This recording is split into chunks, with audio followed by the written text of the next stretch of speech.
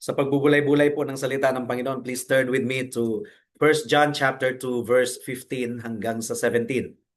1 John chapter 2 verse 15 hanggang sa 17.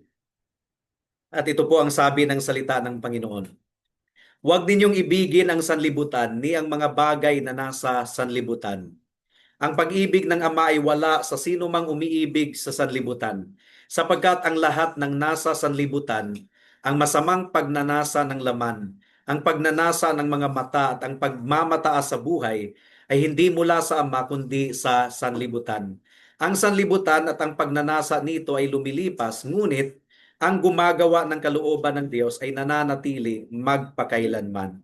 May the Lord bless the proclamation of His word tonight. Now itong passage na ating pagbubulay-bulayan ngayong gabi mga kapatid, kahit po maiksi lamang po ito, ay talagang dinidefine po nito ng maliwanag kung ano ang ibig sabihin ng ating allegiance and loyalty sa ating Panginoong Hesukristo at kung ano ang dapat mag-define ng ating affection bilang mga mananampalataya sa ating Panginoong Hesukristo. Nag-uudyok ito sa atin na i-examine po natin ang ating puso. I-examine po natin ang laman ng ating puso at isipan. Meron pong tatlong bahagi ang ating pagbubulay-bulay sa gabing ito. Una, the command, ang utos. Pangalawa, the definition or the definition of the command. And pangatlo, the contrast, ang kabaliktaran, mga kapatid, mga kaibigan. At naway tulungan po tayo ng ating Panginoon sa pagpapatuloy po natin sa pagbubulay-bulay ng kanyang salita. Naway mangusap ito sa bawat isa sa atin. Dumako na po tayo sa unang punto, the command, ang utos po ng ating Panginoon. Inumpisahan po ni Apostle John ang verse 15 sa pamamagitan ng pagbibigay ng direkta at hindi po nakakalito na utos. Ang sabi po sa verse 15, huwag ninyong ibigin ang sanlibutan ni ang mga bagay na nasa sanlibutan. Ang pag-ibig ng Ama ay wala sa sino mang umiibig sa sanlibutan. Now at first glance, parang nakakalito po ito, mga kapatid, mga kaibigan. After all, di ba ang sanlibutan ay nilikha ng Diyos? God created the world, and who is the owner of this world? Wala na pong iba, kundi ang ating Panginoon. God created the world. And when God created the world, dineclare po niya na ang kanyang ginawa ay mabuti. God looked at all of His creation and He said that it was good. Yun ang nababasa po natin sa Genesis chapter 1. And indeed, ang salmista po, for example, Psalm chapter 24 verse 1, please turn there. Ang sabi po ng Psalm chapter 24 verse 1, this is talking about the world. Ang sabi po dito, ang lupa ay sa Panginoon at ang lahat ng narito, ang sanlibutan at silang naninirahan dito. The world is the Lord's and all that inhabits the world. Ang Panginoon po ang may-ari. In fact, ang buong sangkalikasan, mula sa mga higanting bundok tungo sa pinakamaliit na bulaklak, pinakamaliit na bakterya, mga kapatid, mga kaibigan, silang lahat ay nagpapahayag po sa kaluwalhatian at kapangyarihan po ng Diyos. And we are meant to appreciate God's handiwork kung tayo po ay namamasyal at meron po tayong nakikitang kamangha-manghang bagay.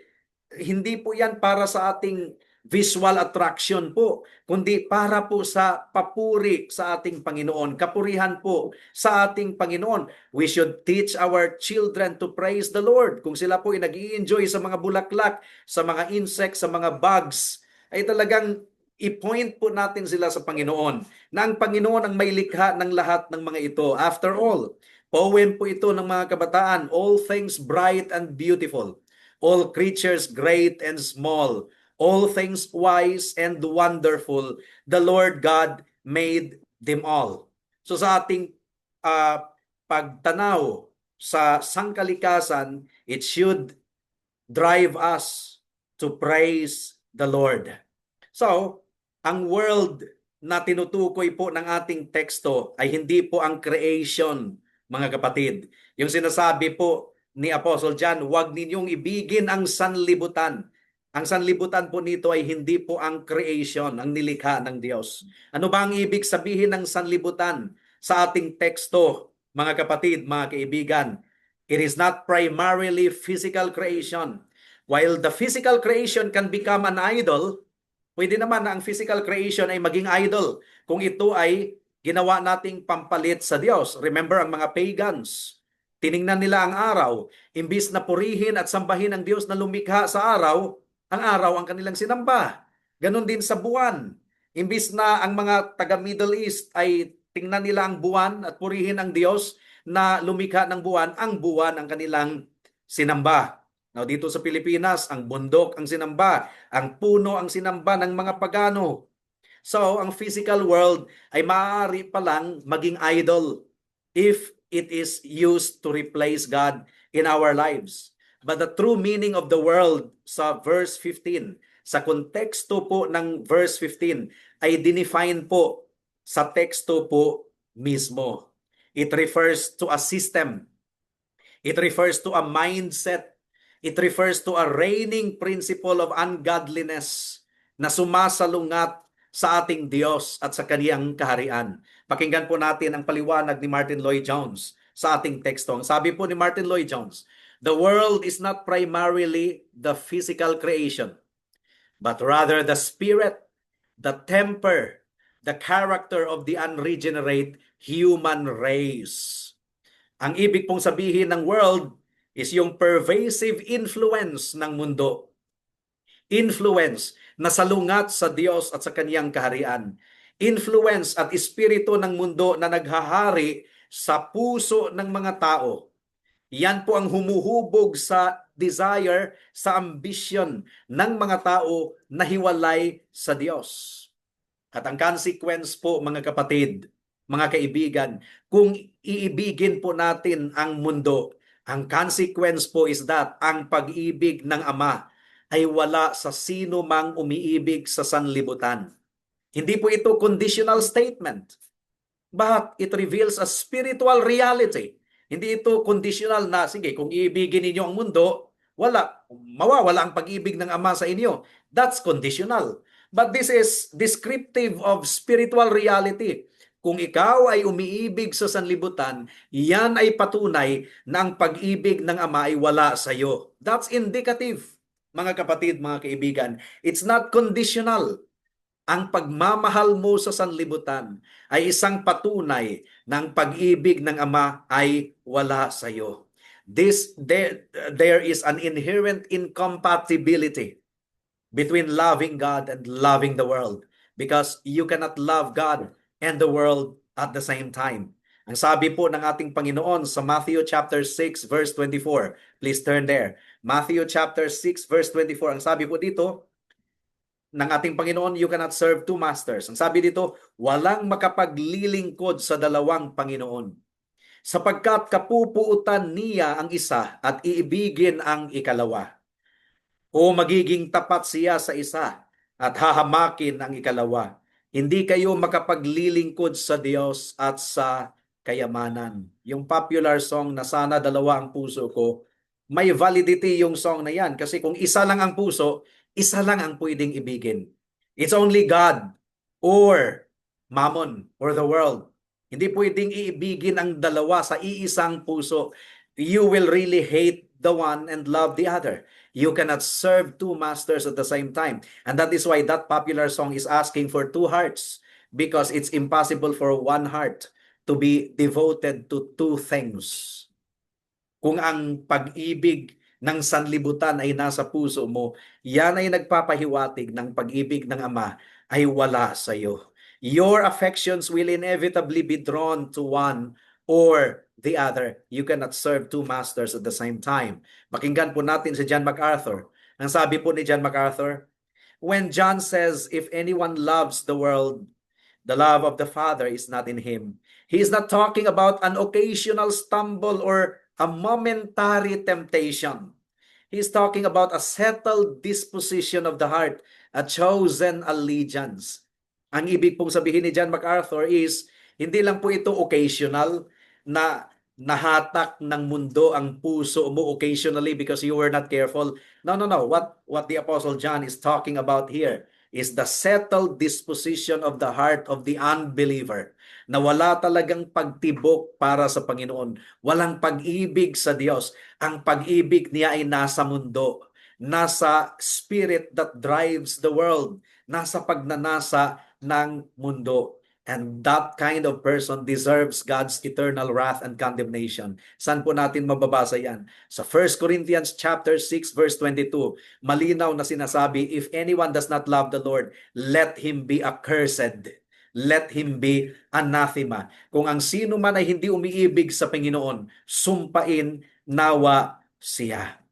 It's about where our deepest affections and ultimate loyalties lie. Tayo ba bilang mga tinubos na mga tao ng Diyos? Tayo ba ay nagdi-deny sa ating sarili? Tinatanggihan natin ang ating sarili? Pinapasan ba natin ang ating cross araw-araw? At sumusunod ba tayo kay Kristo? Or tayo ay kumakapit sa mga allurements of this present evil age? Kung i-enjoy po natin ang comfort dito sa buhay, kung i-partake po natin ang mga mabubuting kaloob na nagmumula sa Diyos, hindi naman yan inherently sinful. 'Di ba? Kung meron kang kotse, hindi ba pwedeng magtiis ka, maglakad ka. If you are given the chance to enjoy the blessing of a car that God has given you, that in itself is not inherently sinful. Because the Bible tells us in Timothy chapter 6 verse 17 that God also richly provides us with everything to enjoy. And sovereignly, dinidispense po ng ating Panginoon ang mga temporary blessings and comforts niya sa atin. Pero mga kapatid, mga kaibigan, kung ang mga comfort na yon, kung ang mga gifts na yon ay mag-umpisa ng maging hadlang sa devotion mo sa Panginoon, sa paglilingkod mo sa Panginoon, kung iyon na ang purpose ng buhay mo para maangkin mo ang mga enjoyments dito sa mundo, if they become ends in themselves rather than means to glorify the Lord, that's the time that they have become sinful. Nagiging makasalanan na because they have already become idols. And no idolater shall inherit the kingdom of God, para sa mga hindi mananampalataya. Now, consider the Lord Jesus Christ. Siya po ang ating example. Iniwan po niya ang kaniyang kaluwalhatian doon sa langit at pumunta siya sa makasalanang mundo na ito. At naging subject ang ating Panginoon sa mga kahinaan, mga limitasyon ng mundong ito. Naranasan po niya ang gutom, naranasan po niya ang pagkauhaw, wala po siyang tirahan na permanente. And eventually, inalay po niya ang kaniyang buhay bilang pantubos para sa marami. At maging ang kaniyang mga disciples din.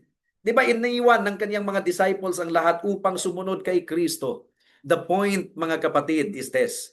If we are truly in the Lord Jesus Christ, our calling is very much defined. We are called to abandon all idolatrous attachments of the world in order to follow Him. Hindi po natin sinasabing talikuran mo ang mundo at magiging monghe ka, magiging hermitanyo ka. No, it's not sinful to enjoy the blessings that God has given us.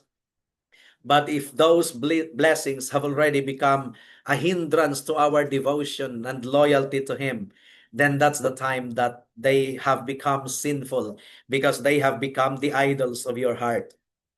And this is the essence of true discipleship, na atin pong talikuran ang lahat upang sumunod sa ating Panginoong Hesukristo. So this is the first point, the command. The command is that hindi po natin ibigin ang sanlibutan, the system of the world, the spirit of the world that controls the unbelievers. Pangalawang punto po, mga kapatid, the definition. Well, sa verse 16 po, mga kapatid, mas binigyang linaw po ni Apostle John kung anong ibig pong sabihin ng world. So verse 16, please turn there. 1 John chapter 2 verse 16, na talagang inutos na hindi po natin ibigin ang mundo. Ano ba ang definition ng mundo? Ang sabi po dito, sapagkat ang lahat na nasa sanlibutan, ang masamang pagnanasa ng laman, ang pagnanasa ng mga mata, at ang pagmamataas sa buhay ay hindi mula sa Ama kundi sa sanlibutan. And in other words, the world is talking about lust, L-U-S-T, na tatlo po ang definitions ng lust na ito. Una, the desires of the flesh, ang pagnanasa ng laman. Ano bang ibig sabihin nito? Ito po yung mga illicit cravings. Ito po yung mga makasalanang appetites na nagmumula sa ating fallen nature. Hindi po ito tumutukoy sa legitimate physical na mga pangangailangan, katulad ng gutom. Siyempre, kailangan po natin ng pagkain, or nauuhaw tayo, kailangan po natin ng tubig. But this is talking about the inordinate. Ang ibig pong sabihin ng inordinate, itong nag-aalipin, hindi na natin makontrol, addictive, inordinate, sinful desires that war against the soul. Please turn to 1 Peter chapter 2 verse 11. 1 Peter chapter 2 verse 11. Ang sabi po dito, mga minamahal, ipinapakiusap ko sa inyo bilang mga dayuhan at ipinatapon na kayo'y umiwas sa mga pagnanasa ng laman na nakikipaglaban sa kaluluwa. So ang food, hindi po yan sinful ha. Legitimate po na desire ang food. Pero ang gluttony, katakawan, kasakiman, iba na yan. Di ba? That is already an inordinate craving. Ang sex ay hindi po kasalanan, but sexual immorality is. Ang sleep, mga kapatid, ang tulog, ay hindi po yan kasalanan because our body needs rest. Pero yung laziness, yung ayaw mo nang bumangon sa higaan mo upang magtrabaho, nagtatamad ka, palagi kang nakahiga, that is already sinful. Or any indulgence that gratifies the sinful self apart from God's will. And I will go as far as saying na ang computer games ay hindi po yan siya sinful in and of itself. Pero kung yun na ang kumakain sa oras mo, na nagiging idol mo na yan, pinapatay mo na ang oras, hindi ka na productive, that is already sinful. That has already become your idol. Yun ang ibig pong sabihin ng lust of the flesh. Pangalawa is the desires of the eyes or lust of the eyes. Ito yung mga tukso na pumapasok sa atin sa pamamagitan ng ating mata. The lust of the eyes. Well, think about Eve doon sa Garden of Eden. Ang sabi po ng Genesis 3:6, you may turn there. Sa mata po, pumasok yung pagnanasa.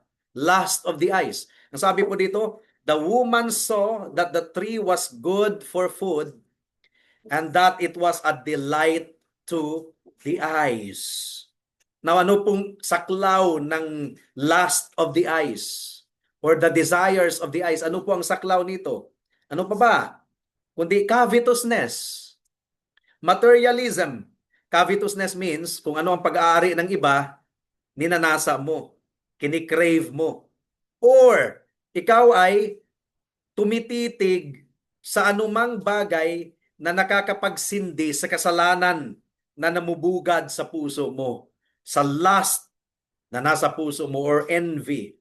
It's the desire to possess what one sees, regardless of whether it is lawful or God-honoring. Yun ang ibig sabihin ng desires of the eyes. At ang pangatlo na definition po ng world dito ay ang pride of life. Ang kayabangan or pagmamataas sa buhay. This speaks of the arrogance, self-exaltation, pagtataas ng sarili, boasting in one's own achievements, possessions, or status. Ito yung pagnanais na ikaw ay ma-recognize apart from God. Kasi hindi naman maiiwasan na meron pong pumupuri sa atin, pero para sa isang tunay na mananampalataya, maingat po siya. Sasabihin po talaga niya, sa biyaya ng Panginoon, purihin ang Panginoon. Lahat ng kaluwalhatian ay wala po sa atin kundi sa ating Panginoon. And the pride of life can manifest in seeking power. Gusto mo na ikaw ay powerful, influential, prestigious at papalakpakan ng mga tao. Itong tatlong kategorya na ito, saklaw po nito ang lahat ng hatak ng kasalanan. This is the totality of sin's allurements, the lust of the flesh, the lust of the eyes, and the pride of life. At itong mga bagay na ito ay hindi buhat sa Ama, kundi buhat kay Satanas. Because God is not the author of sin. Hindi naman po tayo tinutugso ng Diyos upang magkasala. Please turn to James chapter 1, verse 13 hanggang sa 14. James chapter 1, verse 13 hanggang sa 14. Ang sabi po dito, huwag sabihin ng sino man kapag siya ay tinutukso, ako'y tinutukso ng Diyos, sapagkat ang Diyos ay hindi natutukso ng masama at hindi rin siya nanunukso sa sino man. Ngunit ang bawat tao ay natutukso ng sarili niyang pagnanasa kapag siya ay nahila at naakit nito. Well, samantalang ang Diyos sa kanyang soberanong plano ay itinakda niya na ang kasalanan ay tiyak na papasok sa sanlibutan sa pamamagitan ng secondary means. Dahil hindi po ang Diyos ang author ng kasalanan, ang mga mata ng Panginoon ay dalisay at hindi niya kayang titigan ng kasalanan na wala lang. People are entertained by sin, but God is never entertained with sin. He cannot behold sin at wala siyang galit na mararamdaman. Ang puot ng Diyos ay patuloy na nahahayag mula sa langit laban sa kalikuan at lahat ng kalikuan at kasamaan ng mga tao na sa pamamagitan ng kanilang kasamaan ay pinipigil ang katotohanan. Pakinggan po natin si R.C. Sproul. Ang sabi po ni R.C. Sproul, the fall was a declaration of independence from God. And at the heart of our fallenness is this desire to be God, to set our own standards, to live for ourselves according to our own lusts. At ito po talaga ang pagnanasa ng laman. Ito po talaga ang pagnanasa ng mga mata. At ito po ang pagmamataas sa buhay. A life lived in opposition to God's authority and glory. Yun po ang second point. Third point is the contrast, ang kabaliktaran. Ang final verse, ang verse 17, ay nagpapakita po sa atin ng dakilang contrast para tayo ay magkaroon ng tamang motivation na i-reject po talaga natin ang sanlibutan. I-reject natin. Ano ba ang sinasabi ng verse 17 patungkol sa sanlibutan? Ang sabi po dito, ang sanlibutan at ang pagnanasa nito ay lumilipas. Ngunit ang gumagawa ng kalooban ng Diyos ay nananatili magpakailanman. So, nakita po natin yung kabaliktaran. Ang lahat ng nasa sanlibutan, its lusts, yung mga pansamantalaan at panandaliang pleasures, mga pag-aari po natin, mga positions po natin, beauty, strength, vigor, lahat po ng ito ay temporary. Hindi ko alam kung siguro ang mga edad 40 plus siguro na nandirito sa family po natin, naabutan po ninyo yung pixelated na cellphone na dipindot na Nokia. Siguro noong first ninyong pag-aari ng Nokia na cellphone na dipindot na pixelated na yung mga images doon, siguro tuwang-tuwa kayo. And you felt proud because you had cellphone. Sophisticated cellphone at that time. Pero ngayon ay thing of the past, antique na. Wala na sigurong tumatanggap niyan ngayon kung bibigyan ng regalo. Although sa mga antique collectors ay pwede pa siguro. Di ba? Lahat po ay temporary. What is the source of your enjoyment now? Tomorrow you will get bored with it. At gusto mo nang i-dispose. Kaya ang lahat po ay lumilipas. It's all passing away. Para lang yang damo or bulaklak na sariwa sa umaga pero pagdating ng hapon ay mag-fade na yan, malalanta na yan. And that is why isang kahangalan na ituon po natin ang ating puso sa mga treasures dito sa mundo. Dahil ang sabi po ng ating Panginoon sa Matthew chapter 6 verse 19, earthly treasures is where moths and rust destroy, where thieves break in and steal. Kakalawangin po yan. Pakinggan po natin si James Smith. Ang sabi po ni James Smith, the world and all and its desires are like a fading mirage. Mirage means illusion. To pursue them with all our might is to chase after the wind, and in the end to find nothing but emptiness. Now, isipin na lang po natin ang Babylonian Empire. Matindi. The most powerful empire in the ancient world. Babylonian Empire, what happened? Nasaan na po ngayon? Roman Empire. Sa modern civilization, the Roman Empire was really powerful. Nasaan na po ngayon? Yung mga kayamanan noon, the most celebrated beauty throughout history. Wala na. Nasaan na po sila ngayon?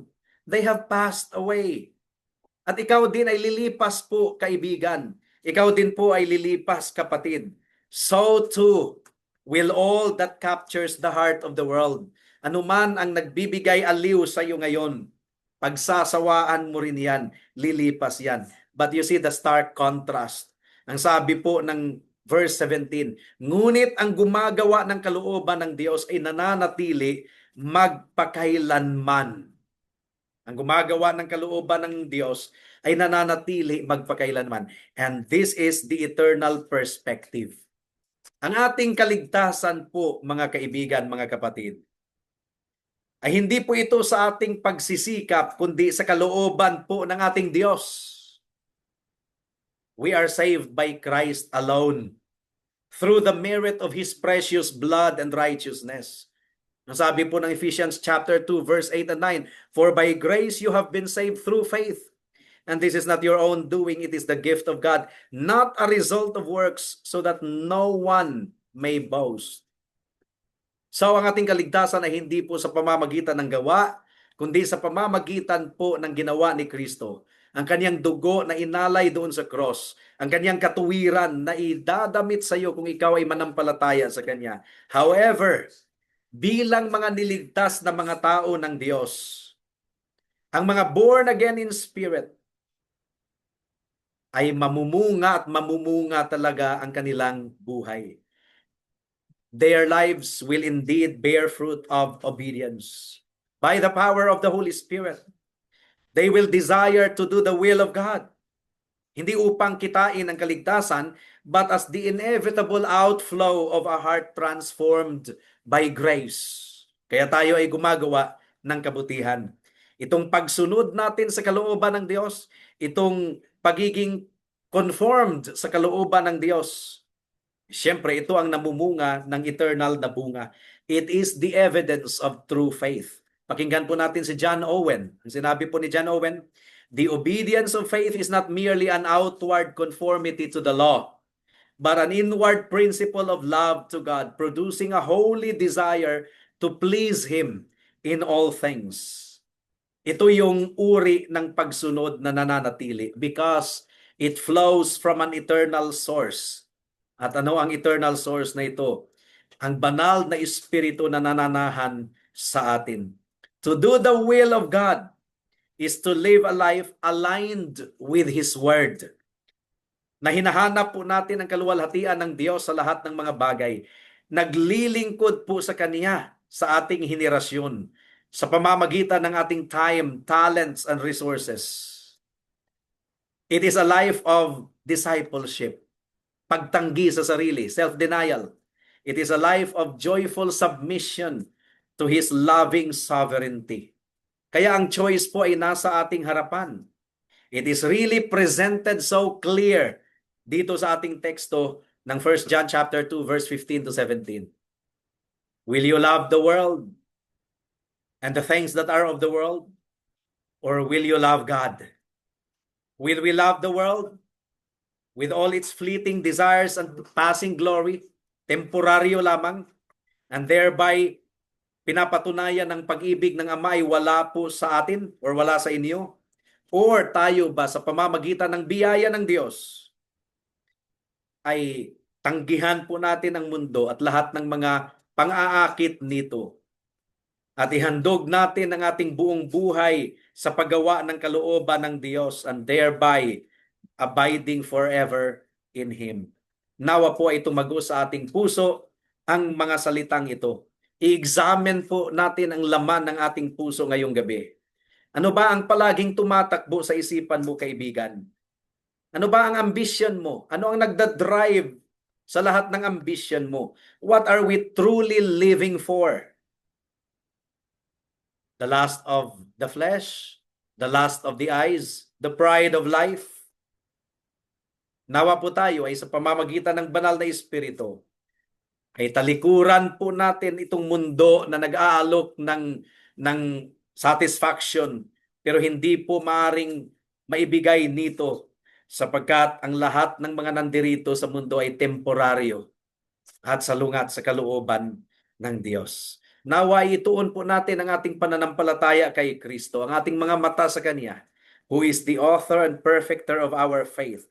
For in Him alone is eternal life. Nasa ating Panginoon lamang po ang eternal life, eternal joy, and an eternal inheritance that will never pass away. Kaibigan, kung wala ka pa kay Kristo, bakit wala ka pa kay Kristo? Well, the Bible gives us the answer. You love the world. Iniibig mo ang lust of the flesh, lust of the eyes, and the pride of life. Talikuran mo ang mga bagay na ito, kaibigan. Temporaryo lamang yan. Lumilipas yan. If the love of the world is in you, that means the love of the Father is not in you. Talikuran mo ang world, ang affections and allurements of this world and the overall spirit of this world. Talikuran mo ang kasalanan, magsisikat, manampalataya ka kay Kristo lamang bilang tanging Diyos at tagapagligtas mo. Tumawag ka sa Kanyang pangalan na baguhin ang puso mo from a world-loving heart to a God-loving heart. And if you will humble yourself down before God, you will not perish but have eternal life. Tayo po ay manalangin. Salamat po aming Panginoon sa mensahe ninyo sa gabing ito. Naway nangusap ito sa bawat isa sa amin. Naway palagi naming i-search kung ano ba talaga ang nagda-drive sa aming damdamin, sa aming puso, sa aming isipan. Ipakita ninyo sa amin ang tunay naming kalagayan, O Diyos, at ipanumbalik ninyo kami sa inyo kung kami ay nahatak sa mga tukso ng sanlibutan ito. Salamat po, O Diyos. Ito po ang aming samo at dalangin sa pangalan ni Jesus. Amen and amen.